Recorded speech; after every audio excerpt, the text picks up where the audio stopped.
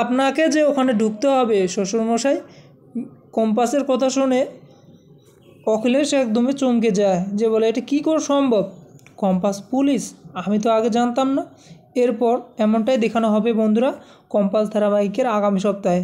তো চলুন ভিডিওটিতে শুরু করার আগে চ্যানেলটি সাবস্ক্রাইব করে আর বেল আইকনটি বাজিয়ে দেবেন এবং একটা খুব সুন্দর করে কমেন্ট করবেন। গল্পের শুরুতে আমরা দেখতে পারবো বন্ধুরা ঋতুজা কম্পাসকে বলে, তোর স্বামী তোর সামনে ওই মোনালিসাকে নিয়ে বেরিয়ে গেল, ওই বদমাস অসভ্য মেয়েটাকে কাছে টেনে নিল। তোর এটা দেখে হার বলে মনে হচ্ছে না কম্পাস? বারবার মোনালিসা বিহানের জালে জড়িয়ে পড়ছে। তোর মনে হচ্ছে না এটা ঠিক নয়? তোর মনে হচ্ছে না এটা অন্যায় হচ্ছে? এরপর কম্পাস বলে, কখনো কখনো সত্যিটা জানা সত্ত্বেও আমাদের মুখ বুজে থাকতে হয় মা। আর এমন পরিস্থিতি আসে যে সত্যিকে মিথ্যে বলতে হয় মা। আর আমি যে তোমার লক্ষ্মী বউ হতে চেয়েছিলাম মা, এইটা ছাড়া আমার আর কোনো পথ ছিল না মা। এরপর ঋতুজা বলে, কম্পাস অখিলেশ তোকে কিছু বলেছে? তোকে কোনো রকম ভয় দেখিয়েছে? আরে বল না আমাকে, কি বলেছিল তোকে? এরপর কম্পাস দরজা বন্ধ করে দিয়ে অন্যদিকে মোনালিসা বিহানকে নিয়ে হোটেলে যায় এবং বিহানের সাথে খুব মজা করতে থাকে।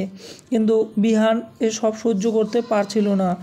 মোনালিসাকে বারবার বিহান সরিয়ে দেয় এবং বলে যে, মোনালিসা এটা কী করছো তুমি, এরকমটা করবে না। বিহানকে কাকিমণি ফোন করে বলে বিহান কোথায় আছিস? আজকে তোমার কম্পাসের জন্মদিনে তোকে আজকে বাড়িতে থাকতেই হবে। 12টা বেজে গেছে, তাড়াতাড়ি তুই চলে আয়। ছোটোবেলায় ওকে শুভ জন্মদিন বলার কেউ ছিল না রে।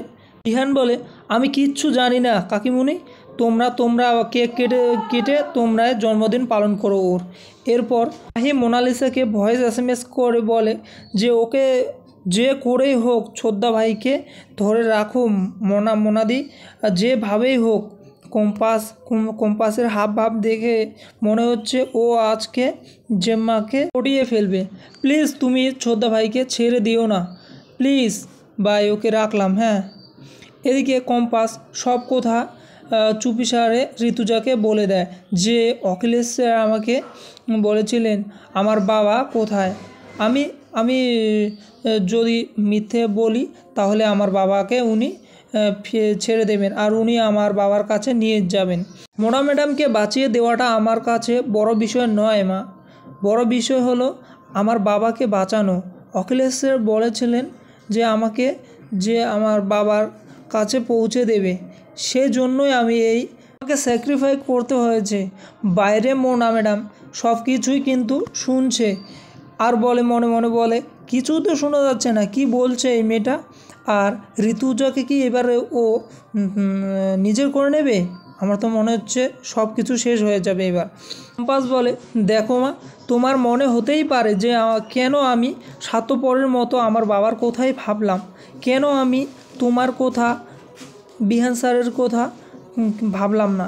কিন্তু বিশ্বাস করো মা, অখিলেশ স্যার বলেছিলেন যে আমি যদি মিথ্যে কথা না বলি তাহলে আমার বাবাকে উনি মেরে ফেলবেন, শেষ করে ফেলবেন। এরপর ঋতুজা চিৎকার করে বলে, কম্পাস তাহলে এই কথাগুলো বিহানকে বলা উচিত যে ওর বাবা কত বড় ভুল করতে চলেছে, কত ভুল কাজ করতে চলেছে, কত বড়।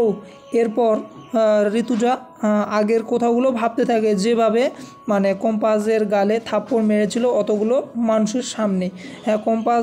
কম্পাসকে জড়িয়ে ধরে কাঁদতে বলে, সরি মা গো, আমি তোমাকে না বুঝে মেরেছি, আই এম সরি মা।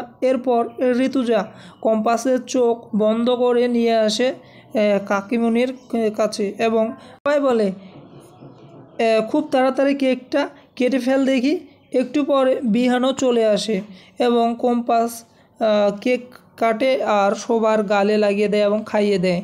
আর এই দেখে বিহান বলে, বাহ, আমাকে ছেড়ে দিয়ে আমাকে একা ফেলে সবাই তো দেখছি খুব মজা করছো, সবাই তো দেখছি বেশ কেক খাচ্ছ, আমি কি বাইরে থাকবো? এরপর বিহানকেও কম্পাস কেক খাইয়ে দেয়। হঠাৎ করে বিহান কম্পাসের হাত ধরে টেনে নিয়ে যায় হোটেলে আর কম্পাসের এই সব কিছু দেখার পর কম্পাস বলে ওঠে, আমাকে আপনি কোথায় নিয়ে যাচ্ছেন?